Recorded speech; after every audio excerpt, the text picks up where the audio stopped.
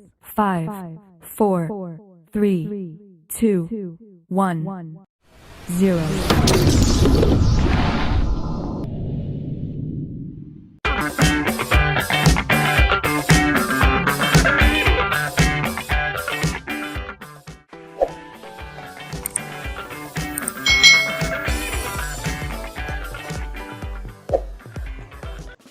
Hai, selamat datang di channel YouTube Kak Citra. Hari ini kita akan belajar bersama-sama dengan Kak Citra di video pembelajaran untuk adik-adik yang duduk di kelas 4. Kita belajar di tema 2, subtema 1 pembelajaran 1. Tema 2 ini tentang selalu berhemat energi. Subtema 1 kita akan belajar tentang sumber energi. Mari kita belajar dengan penuh semangat. Energi sangat penting bagi kehidupan kita. Semua makhluk hidup itu membutuhkan energi. Jadi kalau tidak ada energi, makhluk hidup tidak akan bisa melakukan aktivitasnya. Contohnya manusia otomatis tidak akan bisa belajar, bekerja, dan lain sebagainya. Tahukah adik-adik sumber energi yang ada di bumi ini? Nah, kita akan pelajari di subtema 1 ini tentang sumber energi.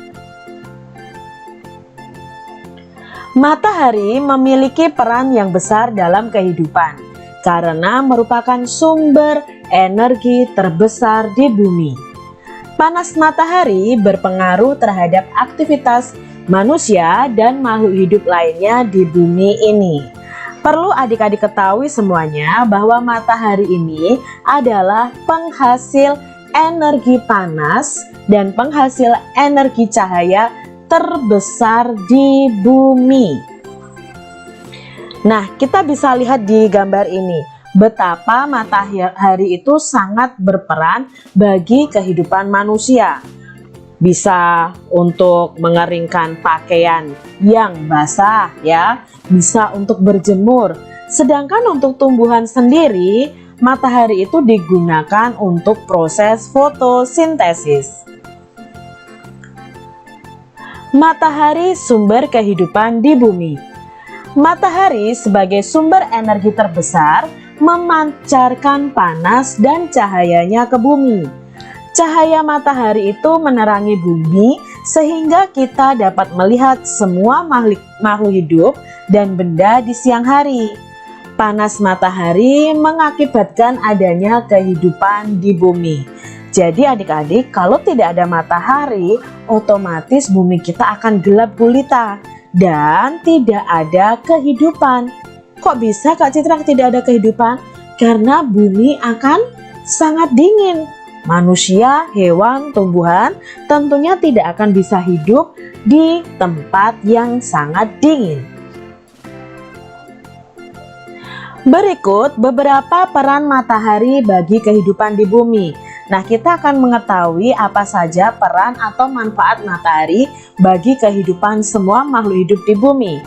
Yang pertama, seiring dengan perputaran bumi pada porosnya, matahari itu membuat terjadinya siang dan malam. Jadi ini peran matahari yang sangat penting adik-adik. Karena bumi itu berputar pada porosnya, maka terjadi siang dan malam. Lalu peran matahari yang kedua adalah karena selain bumi itu berputar pada porosnya, bumi itu juga melakukan revolusi. Nah, revolusi ini mengakibatkan terjadinya 4 musim di belahan bumi utara dan selatan, yaitu musim panas, musim gugur, musim dingin, dan musim semi.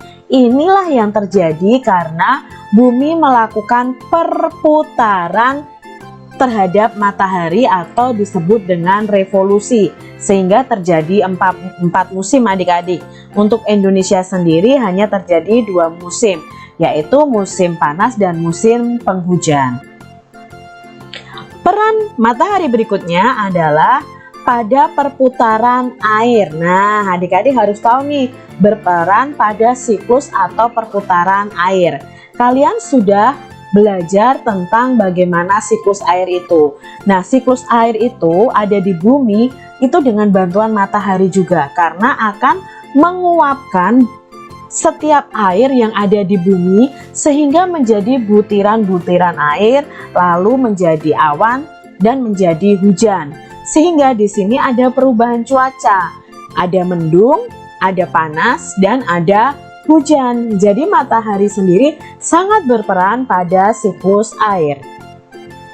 Berikutnya, peran matahari adalah membantu proses terjadinya vitamin D yang berguna bagi pertumbuhan tulang pada anak-anak. Jadi kalau kalian itu berjemur pagi hari adik-adik, di antara jam 7 sampai jam 9, itu cahaya matahari itu mengandung vitamin D yang sangat berguna untuk pertumbuhan tulang kita. Jadi mungkin jam-jam segitu adik-adik bisa berjemur ya. Jadi kalian mendapatkan vitamin D dari sinar matahari. Berikutnya, peran matahari adalah pada proses terjadinya awan hingga terjadinya hujan yang membasahi daratan, hingga semua tumbuhan di daratan dapat bertahan hidup.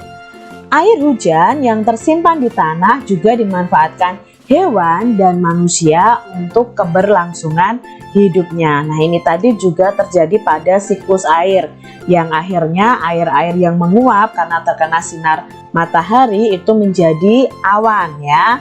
Nah, di situ ada proses siklus air. Peran berikutnya adalah pada tumbuhan. Nah, pada tumbuhan itu matahari sangat penting dalam proses fotosintesis, baik pada tumbuhan darat maupun tumbuhan laut. Nah, tumbuhan ini bisa hidup dan berkembang dan membuat cadangan makanan untuk dikonsumsi oleh hewan dan manusia. Jadi di sini matahari sangat berperan penting dalam proses fotosintesis. Panas matahari mengakibatkan perbedaan suhu udara yang memicu terjadinya angin. Nah, tiupan angin ini kemudian dapat dimanfaatkan sebagai sumber energi. Lalu peran berikutnya adalah panas matahari bisa mengakibatkan air laut itu menguap. Nah, kalau air laut menguap itu bisa dimanfaatkan dalam proses pembuatan garam. Air laut itu jika terkena matahari akan menguap dan mengkristal menjadi butiran-butiran garam. Itulah terbentuknya garam adik-adik.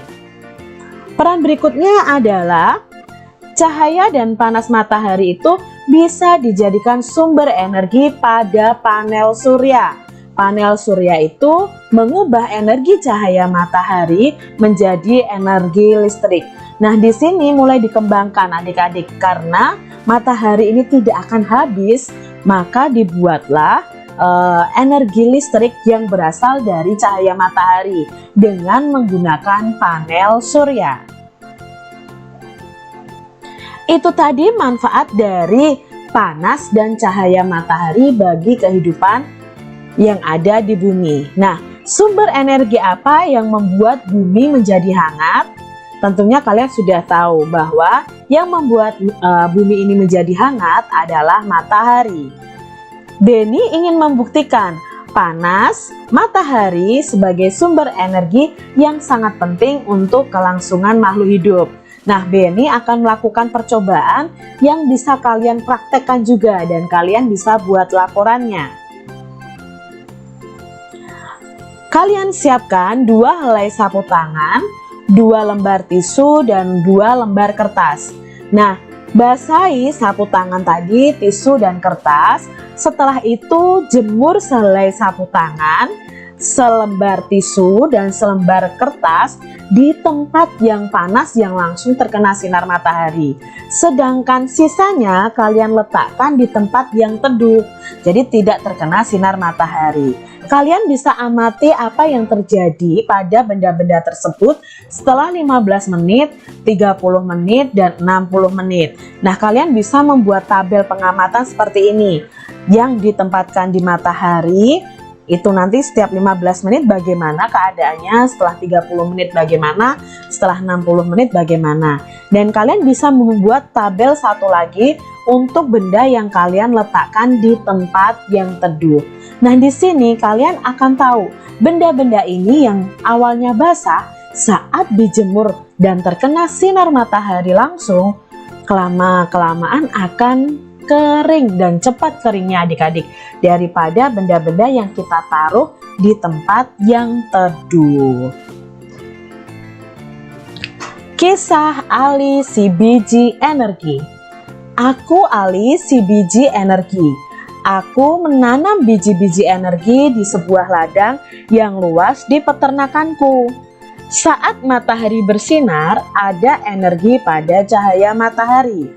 Cahaya matahari membantu biji-bijiku tumbuh menjadi tanaman-tanaman yang tinggi. Tanaman-tanamanku menyimpan energi itu di dalam akar, batang, daun, dan butiran biji yang baru. Dengan segera aku akan tumbuh tinggi dengan daun-daun yang lebar dan biji-biji yang baru. Kamu bisa memasak dan memakan aku supaya kamu memiliki energi. Energi ini akan membantumu tumbuh, bergerak, dan berpikir. Aku juga memberi makan hewan-hewan ternak dengan beberapa bagian dari tubuhku, sehingga mereka tumbuh besar dan sehat. Nah, di sini info ini tentang kisah Ali si biji energi itu diambil dari terjemahan esa.gov/kip. Nah, adik-adik nanti bisa cari di situ. Adik-adik, tumbuhan ini juga memerlukan sinar matahari, memerlukan cahaya matahari untuk membantu biji-biji tumbuhan bisa tumbuh menjadi tinggi. Lalu tanaman-tanaman tadi yang dibantu oleh matahari melakukan proses fotosintesis dan mereka mampu memasak makanan mereka sendiri di daun. Nah, saat mereka menyimpan energi itu, ada yang menyimpannya di akar, di batang, di daun, bahkan di butiran bijinya. Nah, dari akar, batang, daun, butiran bijinya itu bisa dikonsumsi oleh hewan dan manusia untuk memberikan energi kepada hewan dan manusia, sehingga hewan dan manusia itu bisa tumbuh, bisa bergerak, dan manusia pastinya bisa berpikir karena memiliki energi dari makanan yang berasal dari tumbuhan. Energi panas matahari adalah salah satu sumber daya alam yang melimpah. Tumbuhan seperti jagung juga merupakan sumber daya alam yang harus dibudidayakan. Sumber daya alam tersebut diberikan oleh Tuhan untuk umat manusia. Jadi adik-adik, kita perlu bersyukur karena Tuhan memberikan sumber daya alam yang luar biasa di negara kita, Indonesia. Sebagai sumber daya alam, jagung banyak dimanfaatkan oleh penduduk Indonesia. Salah satunya adalah dengan mengolah dan menjualnya. Nah, amati gambar berikut. Apakah kalian pernah makan jagung bakar adik-adik? Pasti rasanya enak ya. Nah, ini adalah salah satu mengolah sumber daya alam, yaitu jagung, untuk dijual, untuk dikonsumsi oleh manusia. Indonesia memiliki sumber daya alam berlimpah. Disebut sumber daya alam karena berasal dari alam.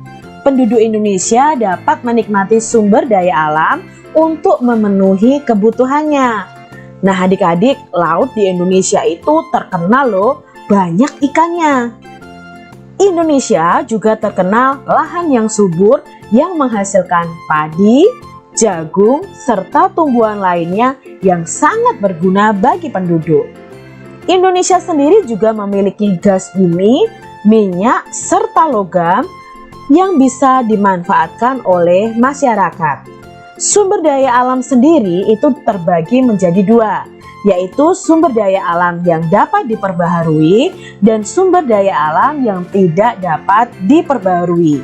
Nah, Sebagai anak Indonesia, adik-adik semua harus tahu apa yang termasuk ke dalam sumber daya alam yang dapat diperbaharui dan yang tidak dapat diperbaharui, dan apa dampaknya apabila kita kekurangan keduanya. Penggunaan sumber daya alam yang berlebihan akan mempengaruhi kehidupan manusia. Makanya kita harus menghemat dalam penggunaannya.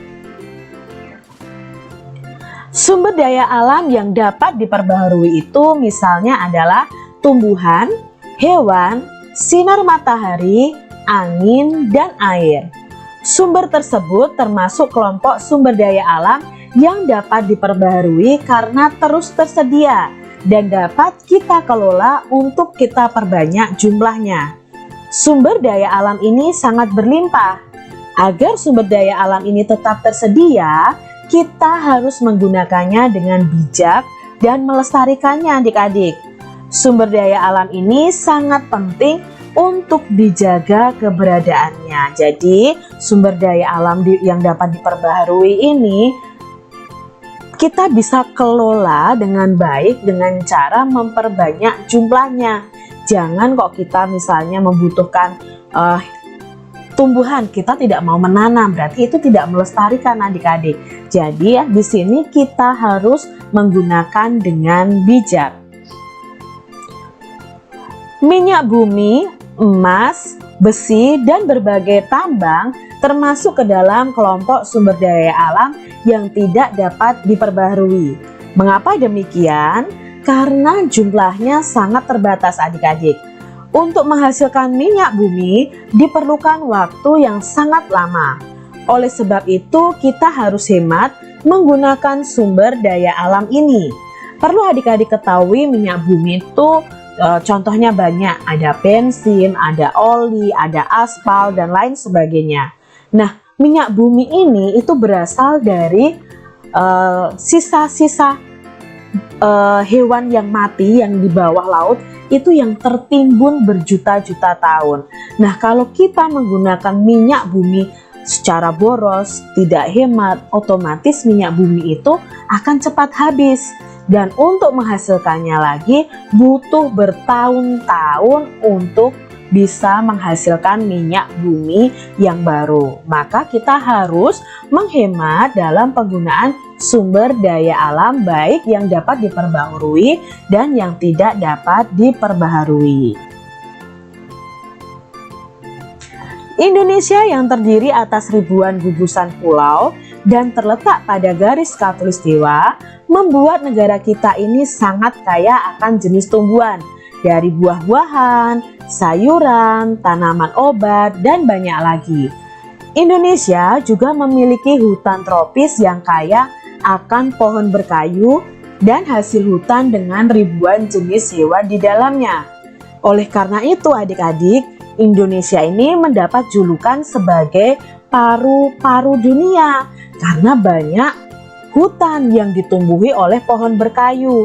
Nah, di situ karena banyak hutan dan banyak pohon itu menghasilkan oksigen yang luar biasa yang kita gunakan untuk bernapas. Makanya hutan yang ada di Indonesia sendiri itu disebut paru-paru dunia. Namun adik-adik, sayangnya saat ini di Indonesia banyak hutan yang dimusnahkan. Pohon-pohon banyak ditebangi dan dialihfungsikan menjadi perkebunan sawit untuk kepentingan industri, bahkan dijadikan sebagai perumahan. Nah, sangat disayangkan ya adik-adik ya, karena banyak hutan yang pohonnya ditebangi dan akhirnya dibuat tempat perumahan, perkebunan, dan lain sebagainya. Kita sebagai bangsa Indonesia tentunya harus bangga dengan kekayaan alam yang berlimpah dan wajib memanfaatkan sumber daya alam tersebut dengan bijak adik-adik. Jadi jangan kita boros-boros dalam menggunakan sumber daya alam.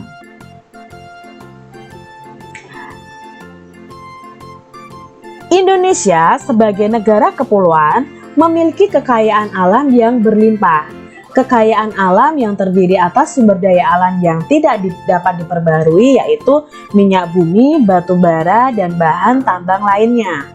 Sumber daya alam yang bisa diperbarui yaitu matahari, air, angin, kekayaan laut, hasil pertanian, hewan peternakan, dan hasil perkebunan.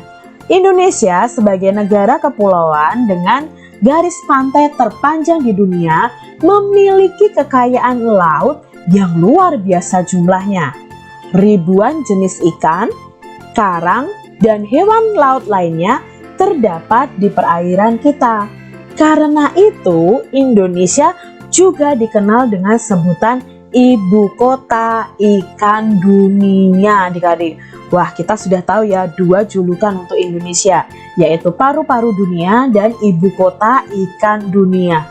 Berarti Indonesia ini sangat kaya akan sumber daya alam. Mari kita jaga dan kita lestarikan bersama-sama. Demikian tadi adik-adik pembahasan kita di tema 2, subtema 1, pembelajaran 1. Semoga video ini bermanfaat ya untuk adik-adik semuanya. Terima kasih sudah menyaksikan video dari Kak Citra. Sampai jumpa lagi di video pembelajaran selanjutnya. Tuhan memberkati. Jangan lupa tekan tombol subscribe, lalu tekan loncengnya, tekan juga tombol like, lalu share ke media sosial kalian. Jangan lupa untuk ikuti media sosial Kak Citra. Terima kasih.